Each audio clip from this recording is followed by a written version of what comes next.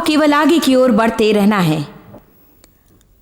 आपका जीवन किसी दूसरे के जीवन से ज्यादा भिन्न नहीं है, शायद थोड़ा बहुत अंतर रहे, फिर भी बात यह है कि हम सबको चोट लगती है। मैं आपको निराश करने के लिए नहीं कह रही हूं, पर ऐसा ही होता है। मैं सच्चाई बताने में विश्वास रखती हूं।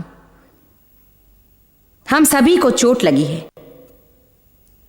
अलग अलग रीति से, पर चोट अवश्य लगी है। एक दिन मैं एक जवान आदमी से बातें कर रही थी, बड़ा ही रोचक व्यक्तित्व वाला था, जिसे देखकर लोग सोचेंगे, अरे क्या आप कभी किसी कठिनाई से नहीं गुजरे? परंतु कहा जाए तो हर कोई उससे अवश्य गुजरता है। वास्तव में वो कुछ खतरनाक चीजों से गुजर चुका है, पर वो ऐसी चीज नहीं जिससे हर कोई परिचित हो। तो मुख्य बात यह है कि हम सबको परमेश्वर पर भरोसा रखना है।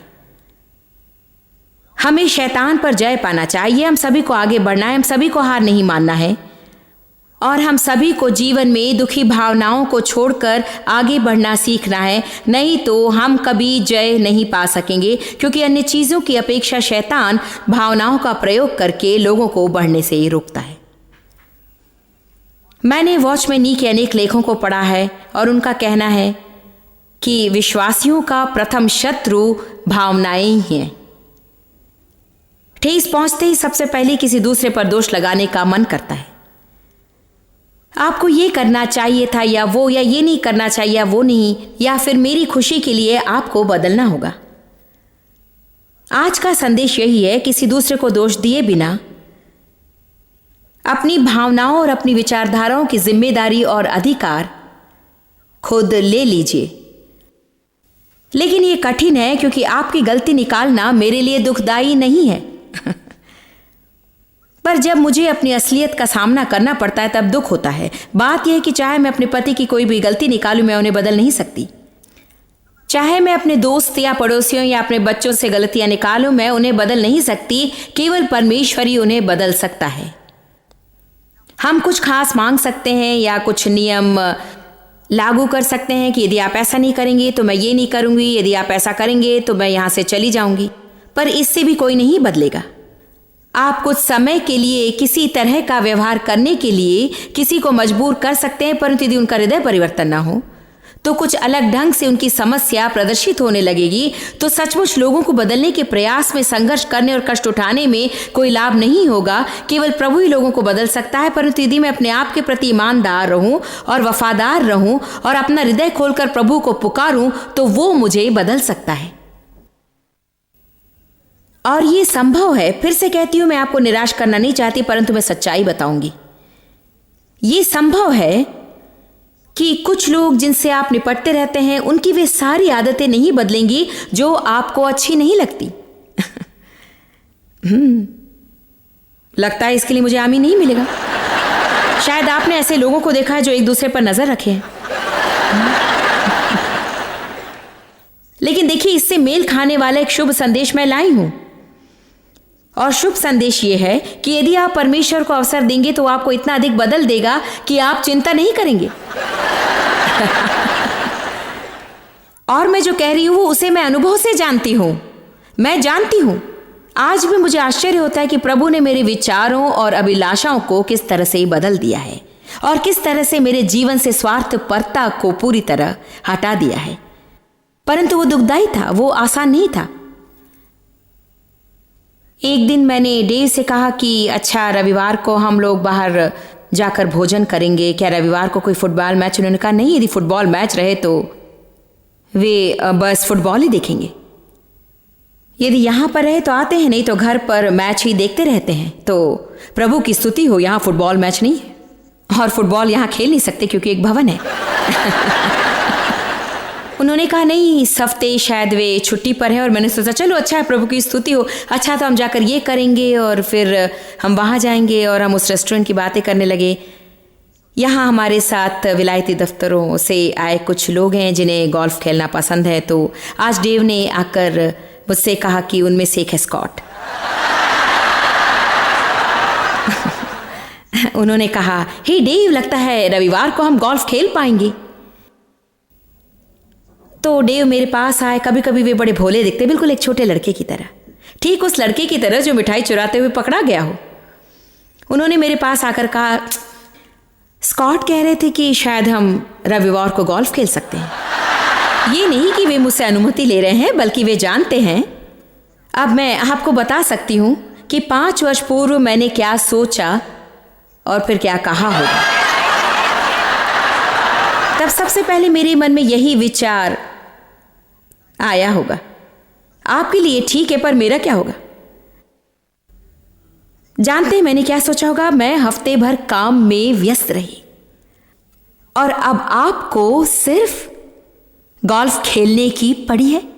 मैं सारा दिन उनसे नाराज रही होती, मैं दिन भर घर पर बैठी रही होती। एक सम्मेलन पूरा चला के परमेश्वर की महिमा को देखने के बाद मैंने रविवार बिताया होता और मेरे लिए शैतान से प्राप्त इनाम होता 24 घंटे का आत्मतरस। मैंने अपने जीवन में कई आत्मतरस पार्टियां अटेंड की हैं और अब मुझे अधिक उसकी परवाह नहीं। प्रभु का धन्यवाद कि मैंने उस पर जय पा ली है। खुद के बंधन से छूटना ही सबसे बड़ी आजादी होती है। मुझ में यह विचार आने लगा, मेरा क्या हो। और तभी मैंने कहा, चुप, मुझे ऐसा नहीं करना चाहिए। किसे मेरी चिंता है? आज का दिन मेरे लिए महिमामय होगा, कोई भी मुझे परेशान नहीं करेगा और मैं जो चाहूँ कर सकती हूँ। यदि मुझे कहीं जाना है तो मैं जाऊँगी। मुझे यकीन है कि यदि मुझे किसी के साथ भोजन करने की इच्छा हो तो ऐसा कोई मुझे मिल जाएगा जो मेरे साथ खाना पसंद करेगा। तो आपके लिए मेरा संदेश क्या है? हम बदल सकते हैं। हम जितना अधिक बदलेंगे उतने ही हम कम दयनीय होंगे। वास्तव में मैं इतनी बदल गई हूं कि रविवार को मैं उन्हें जाने देती हूं क्योंकि उन्हें वो पसंद है और उससे उन्हें खुशी होती है और मैं उन्हें आनंदित होता हुआ देखना चाहती हूं।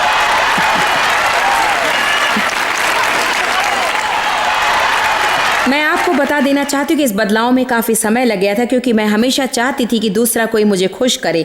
जानते हैं कब से ये बदलाव आया? जब से मैंने अपनी विचारधाराओं की जिम्मेदारी खुद पर ली और मुझे खुश रखने के लिए किसी दूसरे को जिम्मेदार नहीं समझा। तब से ये बदलाव आया जब मैंने अंत में कहा, वास्तव में मुझे खुश रखने की जिम्मेदारी आपकी नहीं, चाहे कोई कुछ भी करे, खुद को खुश रहना मेरा काम है। क्योंकि यदि प्रभु का आनंद ही मेरी ताकत है तो फिर आप लोग चाहे कुछ भी कर लें, मुझे हमेशा खुश ही रहना होगा। क्या ये दुखदाई बात नहीं होगी? क्या ये शैतान को बढ़ावा देना नहीं होगा कि हफ्ते भर मैं यहां आकर वचन सुनाऊं और फिर रविवार को सारा दिन अपने आप पर तरस खाती रहूं? क्या ये बहुत बड़ी मूर्खता नहीं होगी? क्या शैतान इस पर नहीं हंसेगा? तो हम बदल सकते हैं, लेकिन तब तक नहीं जब तक कि हम बीते दिनों के दुखों को ना भूलें और अपने विचार और मन की भावनाओं व दृष्टिकोण का नियंत्रण खुद करने की इच्छा रखें। किसी न किसी कारण हमें ठेस पहुंचती है। दुष्प्रयोग, आरोप, इनकार, निराशा, न्याय या आलोचना। मैं चाहती हूं कि आप इस कथन को ध्यान से सुनें। दुखी रहते हुए भी हमें सही चुनाव करना चाहिए। इसे लिखकर रख लीजिए। आपको इसे किसी पट पर लिखकर घर में कहीं टांग कर रखना चाहिए। मुझे ठेस लगने पर भी मैं अपने जीवन में सही चुनाव ही करूंगी, चाहे उस वक्त आपकी इच्छा ना हो। पर बाद में सब ठीक ठाक रहने के लिए आपको उसे करने की इच्छा ना होने पर भी वही करना चाहिए जो उचित हो। आमीन।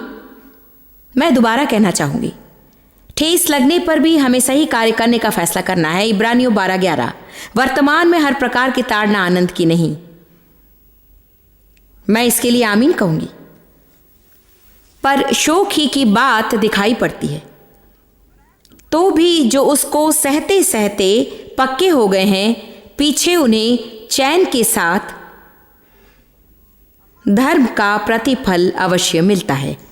जानते हैं, मैं उस औरत के बारे में सोचती हूँ जो घर पर मेरी मदद करती है और पिछले 5 सालों से हमारी सेवा करती आई और विश्वासी रही है। वो मुझसे कहा करती थी कि काश मेरा आकार छोटा होता कि मैं आपके कपड़े पहन सकूं, क्योंकि अक्सर मैं अपने कपड़े दान करती हूँ और उस समय वो इतनी मोटी थी कि मेरे कपड़े नहीं पहन सकती थी। तो वो कह रही थी कि काश मैं आपके कपड़े पहन पाती। क्या आप जानते हैं, एक दिन आया जब उसने फैसला किया मैं आपके कपड़े पहनूंगी। देखिए, आपको आशा करना छोड़कर कार्य करना है। Come on now. उसने अपने मन में ठान लिया मैं आपके कपड़े पहनूंगी, और जब भी आप कपड़े दान करेंगी मैं ही सबसे पहले लूंगी, क्योंकि मैं यहां पर काम करती हूं। और ये मेरे लिए आसान हो गया, क्योंकि सचमुच कई बार मैं उन्हें ऑफिस ले जाने से पहले ही वो सबसे पहले आकर अपने लिए चुन लेती है, इसलिए अभी उसे बहुत से कपड़े मिल गए। खैर, उसने अपने खाने की आदत बदल ली। उसने कोई डाइटिंग नहीं की। डाइटिंग करना छोड़ दीजिए, नई जीवन शैली को अपनाना सीखिए। जी हाँ, आज उसे अतीत की ताड़ना का आनंद प्राप्त हुआ है। वर्तमान में हर प्रकार की ताड़ना आनंद की नहीं पर शोक की बात दिखाई पड़ती है, तो भी पीछे। क्या पीछे की घटना में रुचि लेने वाला कोई यहां पर है? आज मैं आप लोगों को प्रेरित करना चाहती हूं कि आप फिलहाल की बातों से अधिक पीछे की बातों की चिंता करें।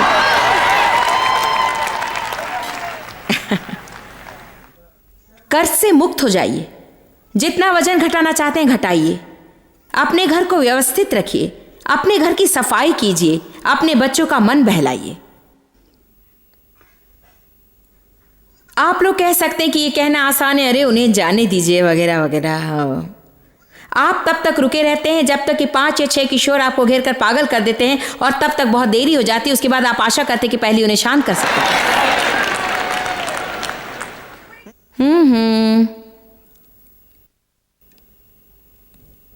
आप अभी कीमत चुकाइए या बाद में चुकाइए, पर शीघ्र या देर से सभी को कीमत चुकानी है। हालेलुया। ये तो स्वर्ग के नियम में से एक है। मैंने अपने नोट्स में नहीं लिखा है। अच्छा नियम है, अभी कीमत चुकाइए या बाद में। शीघ्र या देर से हर एक को कीमत चुकानी है। आमीन। ओ काश मैं पतली होती, काश मैं कर्ज से छूट जाती, काश मेरे पास कार होती, काश मेरे पास मकान होता, काश मेरी एक सेवकाई होती। बंद कीजिए।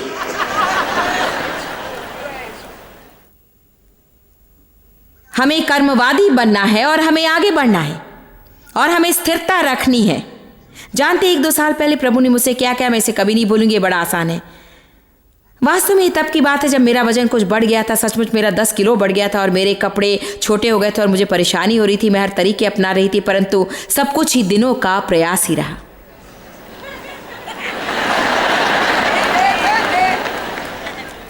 कुछ दिनों के लिए मैंने फैट्स खाना छोड़ दिया। कुछ दिनों के लिए मैं 900 कैलोरी खाया करती और उसके बाद कुछ दिनों के लिए सिर्फ प्रोटीन खाया और उसके बाद कुछ दिनों के लिए दूसरा तरीका आजमाया, और हुआ ये कि सब बेकार हो गया। ये तो मेरा चयापचय है, वो कुछ गड़बड़ हो गया है। मेरे हार्मोन्स निष्क्रिय और कुछ काम नहीं करता।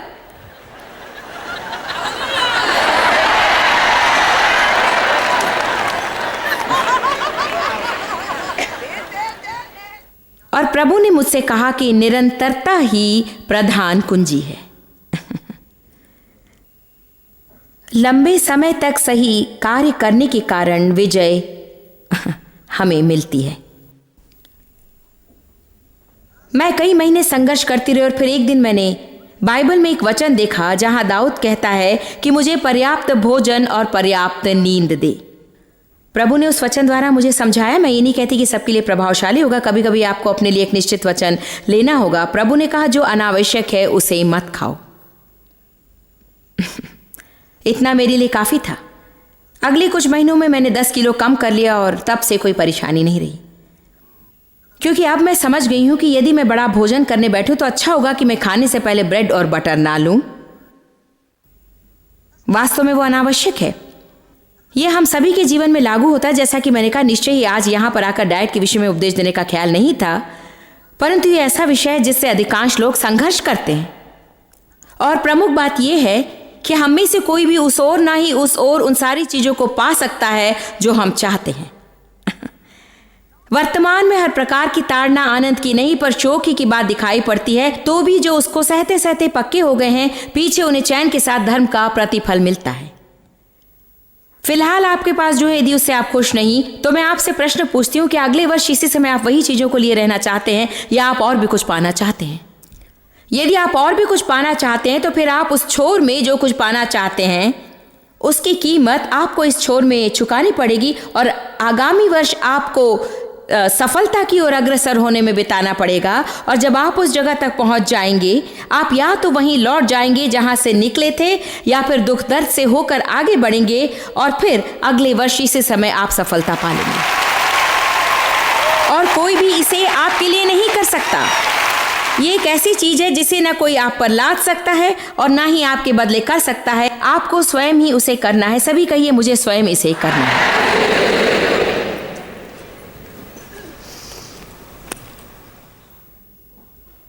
तो एक बात जो हमें सही दिशा में बढ़ने देती है, एक बात जो हमें कठिन समय से होकर गुजरने को रखती, वो है प्रतिज्ञा किया गया इनाम। जब भी आप निरुत्साहित होते हैं, मैं आपको कुछ वचन दूंगी जिन्हें आपको ध्यान में रखना जरूरी है, क्योंकि जो कीमत आप चुकाते हैं अंत पे उसका मूल्य रहता है। फल पाने का दिन आ रहा है। यशायाह 61 पद 7 से 8 तक, तुम्हारी नाम धराई की संति दूना भाग मिलेगा। यहां भाग शब्द का अर्थ है इनाम, अर्थात वेतन। वास्तव में इसका अर्थ है अतीत के दुखों का वेतन। और भाग शब्द का वही अर्थ होता है जो कि क्षतिपूर्ति का अर्थ होता है। जैसे कि कर्मचारियों को क्षतिपूर्ति के रूप में जो भाग दिया जाता है, प्रभु ने मुझसे कहा, तुम मेरे लिए काम करती हो, तुम्हें चोट लगती है, मैं कीमत अदा करूंगा। तुम मेरे वेतन की सूची में हो, तुम संसार की वेतन की सूची में नहीं। यदि कोई तुम्हारा विरोध करता है, कोई तुम्हें अस्वीकार करता है, कोई तुम्हें ठेस पहुंचाता है, तुम वही करो जो उचित है। तुम मेरे लिए काम करती रहो और मैं तुम्हें वेतन दूंगा।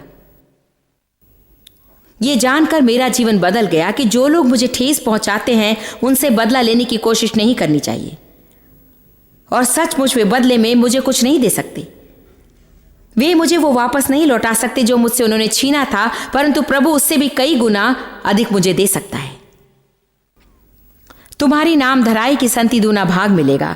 अनादर की संति तुम अपने भाग के कारण जय जयकार करोगे। सभी कहिए, मैं जय जयकार करूंगी। दोबारा देखिए, तुम्हारी नाम धराई की संति दूना भाग मिलेगा। अनादर की संति तुम अपने भाग के कारण जय जयकार करोगे। तुम अपने देश में दूने भाग के अधिकारी होगे और सदा आनंदित बने रहोगे, क्योंकि मैं यहोवा न्याय से प्रीति रखता हूं। इनाम की अगली प्रतिज्ञा हम योएल 2 पद 25 से 26 में देखते हैं। और जिन वर्षों की उपज टिड्डियों ने खा ली थी, मैं उसकी हानि तुमको भर दूंगा। तुम पेट भर खाओगे और तृप्त रहोगे।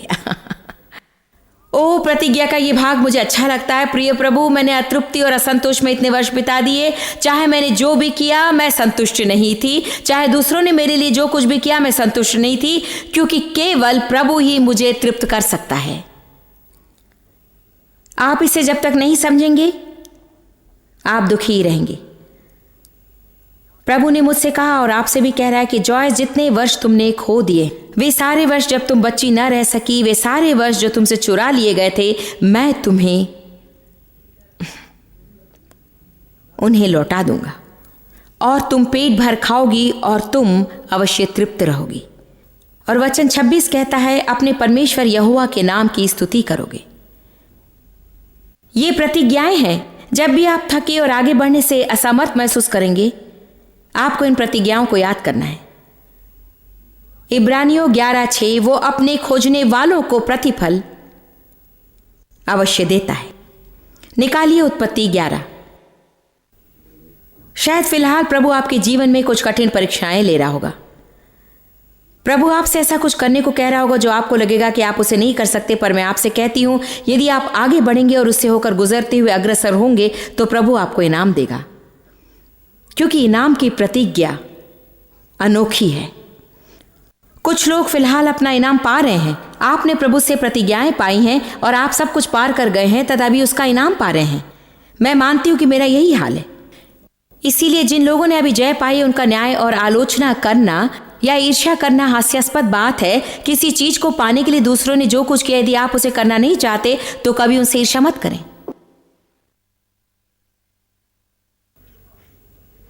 वचन 31:13 अपना पुत्र अब्राम, ये मेरे लिए अति रोचक विषय है, और अपना पोता लूत जो हारान का पुत्र था, और अपनी बहू सारे जो उसके पुत्र अब्राम की पत्नी थी, इन सभी को लेकर आपने अब्राम, सारे और लूत के बारे में बहुत कुछ सुना होगा, परंतु तेरह के बारे में उतना नहीं सुना होगा।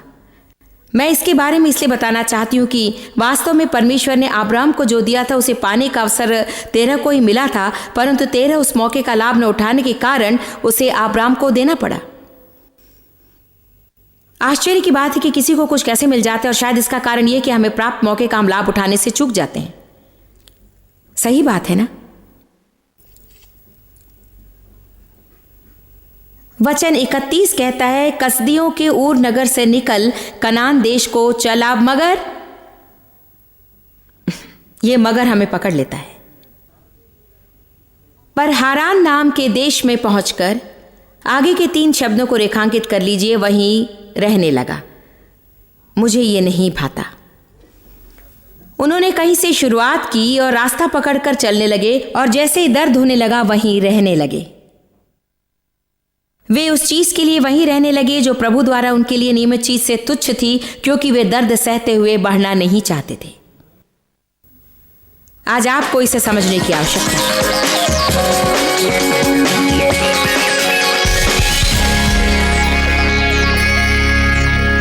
हमेशा याद रखें, हमारा जीवन बदल सकता है अगर हम दर्द को पीछे छोड़ आगे बढ़ें। आप अपनी भावनाओं पर राज करें, उन्हें अपने पर नियंत्रण न करने दें। प्रभु आशीष दें।